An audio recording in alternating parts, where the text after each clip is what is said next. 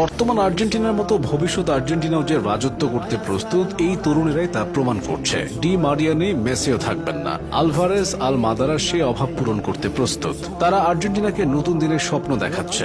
Defender থেকে winger কিংবা midfielder, সব পজিশনে এখন আর্জেন্টিনার বিকল্প আছে। কোচ লিওনেল স্কালোনিকে তাই খুব দুশ্চিন্তায় পড়তে হচ্ছে না। আর্জেন্টিনার আগামী দিনের তারকাদের সম্পর্কে জেনে নেওয়া যাক। শুরুতেই জুলিয়ান আলভারেজ। আলভারেজের মতো ভার্সেটাইল ফুটবলার বর্তমানে আরেকজন খুঁজে পাওয়া কঠিন। তাকে যে পাত্রে রাখা হয় তিনি সেই পাত্রের আকার ধারণ করেন। পুরোপুরি নাম্বার 9 পজিশনে খেলতে পারেন, আবার অনেকটা সেকেন্ড স্ট্রাইকারের ভূমিকাতে নিজেকে মানিয়ে নেন। কখনো নিজে গোল করেন, কখনো আবার গোল করানোর দিকেই বেশি মনোযোগ দেন।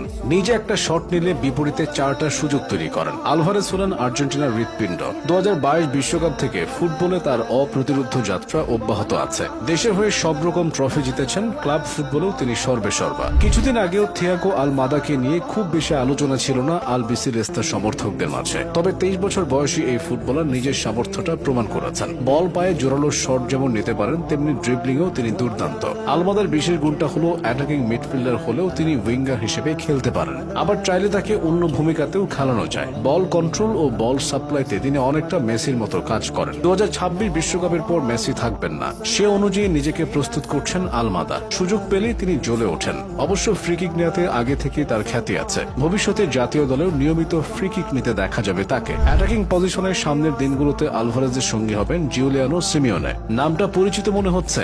জিউলিয়ানো মূলত অ্যাটলেটিকো মাদ্রিদ কোচ দিয়েগো সিমিওনের ছেলে, তবে বাবার পরিচয় নয়, তিনি নিজের যোগ্যতায় এতদূর এসেছেন। সেন্ট্রাল ফরওয়ার্ড হলেও অ্যাটাকিং জোনের সব পজিশনে নিজেকে মানিয়ে নিতে পারেন জিউলিয়ানো।